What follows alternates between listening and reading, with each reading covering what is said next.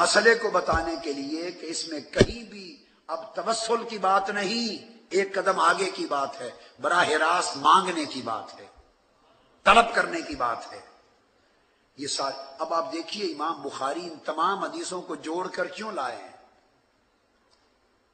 اس لیے کہ ایک ذہن بنایا ہے، قاری کو مسئلہ سمجھایا ہے کہ یہ سارا سیاق، پورا مضمون تسلسل کے ساتھ مانگنے اور عطا کرنے کا چلا آ رہا ہے، لہذا اس میں اگلی جو بات آنے والی ہے لوگوں، اس کا معنی سیاق و سباق سے ہٹا کر کرنے کی کوشش نہ کرنا۔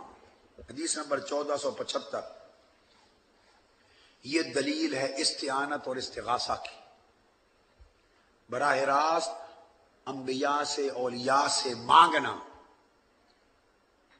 امام بخاری نے مانگنے اور دینے کا پورا مضمون طویل درجنوں حدیثوں کے ساتھ قائم کر کے اب وہ حدیث یہاں لائے۔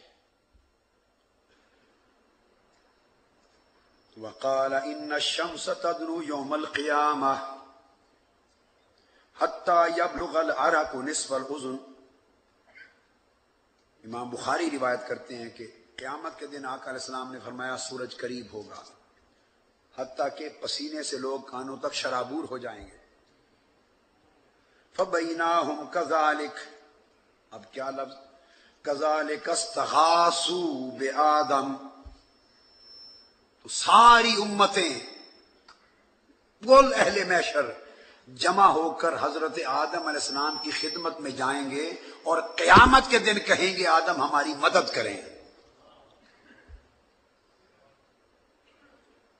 اے آدم ہماری مدد کریں۔ استغاثہ، استعانت اور استغاثہ، کذالک استغاثوا بآدم، حضرت آدم علیہ السلام سے غیث اور غوث مدد طلب کریں گے، آج آپ ہمارے غوث بنیں، آج آپ ہمارے غوث بنیں۔ کذالک استغاثوا، سب مل کر آدم علیہ السلام سے مدد مانگیں گے۔ اب سوال پیدا ہوتا ہے، اتنا بڑا اجماع کائنات کی تاریخ میں کسی مسئلے پہ نہیں ہوا جتنا اجماع انبیاء سے مدد مانگنے کے مسئلے پر ہوا۔ اس اجماع میں کل انبیاء بھی شریک، سب انبیاء کی امتیں شریک، کل اولیاء شریک، کل صحابہ، کل اہل بیت، کل امام، ساری دنیا جو روز محشر جمع ہوگی، کل امتیں۔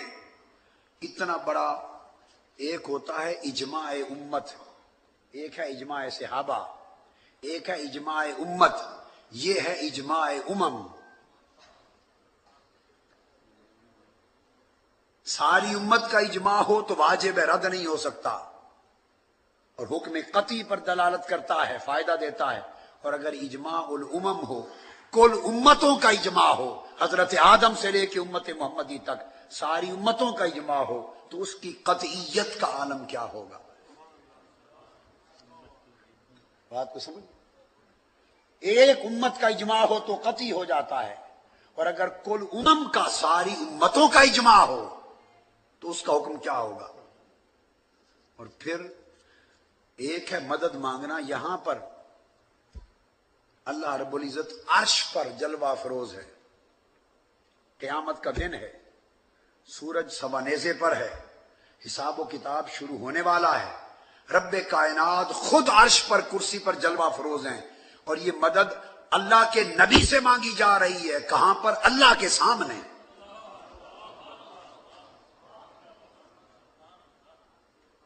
اور بتا کون رہا ہے؟ تاجدار کائنات بتا رہے ہیں۔ وہ یہ نہیں کہیں گے بھئی اللہ سامنے بیٹھا ہے عرش پر، اللہ کے ہوتے ہوئے نبی سے مدد مانگنے جا رہے ہو، اتنا بڑا شرک، اتنا بڑا شرک۔ قیامت کے دن اگر یہ شرک ہے تو کل امت مشرک ہو گئی، معاذ اللہ، استغفر اللہ۔ اتنا بڑا شرک، خدا سامنے عرش پر جلوہ افروز ہے، اور تم یہی مدد اللہ سے مانگ لو، جا کر ہاتھ جوڑ لو، سجدے میں گر جاؤ، باری تعالیٰ معاف کر دے، جلد حساب و کتاب کر لے، جل کے ختم ہو رہے ہیں، اللہ سے مدد مانگ لو۔ مگر یہ توفیق ان سب امتوں کو نبی سے مدد مانگنے کے لیے اور نبی کے دروازے پر جانے کی توفیق کس نے دی؟ یہ شعور کس نے دیا؟ یہ توفیق کس نے دی؟ اس کو بیان کس نے کیا؟ تو جب کوئی عمل حضور علیہ السلام کے نبی کے سامنے ہو اور حضور منع نہ فرمائیں تو اس کو اصطلاح محدثین میں سنت تقریری کہتے ہیں۔ حضور علیہ السلام خود فرمائیں تو اس سنت کو سنت قولی کہتے ہیں، اگر عمل کریں اپنے ہاتھ سے تو اسے سنت فعلی کہتے ہیں، اگر کوئی اور کام کرے اور آقا سامنے ہو منع نہ فرمائیں تو اسے سنت تقریری کہتے ہیں۔ اگر تو حضور کے سامنے عمل ہو اور حضور منع نہ کریں وہ تو بن گئی نبی کی سنت تقریری، اور ساری امتیں مل کر نبی کا دروازہ کھٹکھٹا رہی ہوں اور کہہ رہی ہوں کہ مدد کریں، اور اللہ کے سامنے ہو رہا ہو اور اللہ منع نہ کرے، تو خدا کی سنت تقریری بنی یا نہیں بنی؟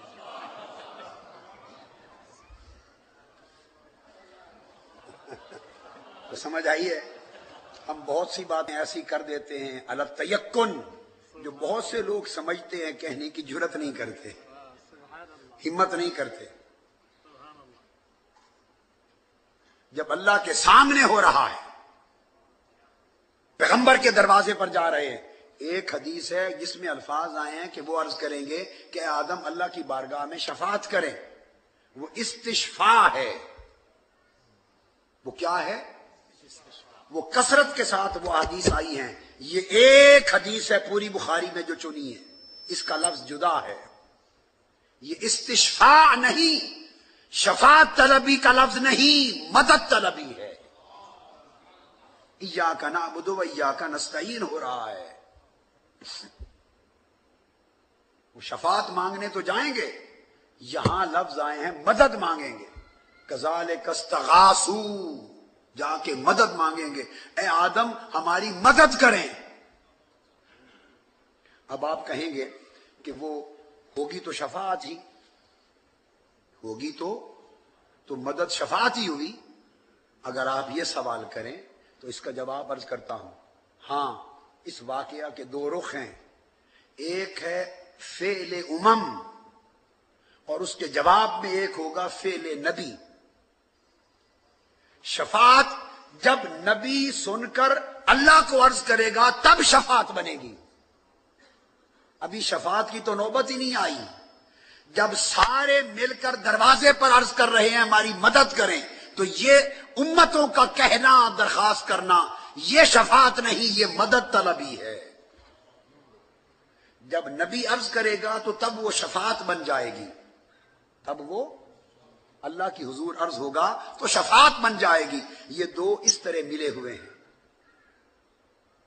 تو یہ حدیث اس صیغے کے ساتھ آئی ہے، استغاثہ کے صیغے کے ساتھ، اور اللہ کے سامنے سب جا رہے ہیں، نہ کوئی نبی روکنے والا، نہ کوئی صحابی روکنے والا، نہ کوئی عالم اور مفتی روکنے والا، ساری دنیا جا رہی ہے۔ اور آدم علیہ السلام پھر ان کو آگے عرض کریں گے ثم بموسیٰ، وہ کہیں گے اذهبوا الی غیرہ، اسی پر واقع ہوں، پھر وہ حضرت موسیٰ علیہ السلام کے پاس جائیں گے، وہی کذالک استغاثوا بموسیٰ، عرض کریں گے اے موسیٰ آپ مدد کریں۔ ارے در در پہ جو جا رہے ہو مدد مانگنے کے لیے، نبی کے دروں پر سیدھی خدا سے کیوں نہیں مانگتے؟ تو پتہ چلا کہ انبیاء سے مدد مانگنا یہ محشر کے دن کی سنت ہے، محشر کے دن کی۔ اگر آج انبیاء سے مدد مانگنا اگر آج شرک ہے تو شرک قیامت کے دن بھی شرک رہے گا۔ اگر آج استغاثہ شرک ہے تو شرک قیامت کے دن بھی شرک ہوگا، اور اگر استغاثہ قیامت کے دن جائز ہے تو آج بھی جائز ہے۔ جب اللہ کے سامنے جائز ہے قیامت کے دن تو آج کیوں نہیں جائز؟ یہ سنت انبیاء، سنت امم۔ پھر اس کے بعد کیا ہوگا؟ ثم بموسیٰ، وہ بھی کہیں گے آج آقا کی بارگاہ میں جاؤ، تو آخر پہ در مصطفیٰ پہ لایا جائے گا۔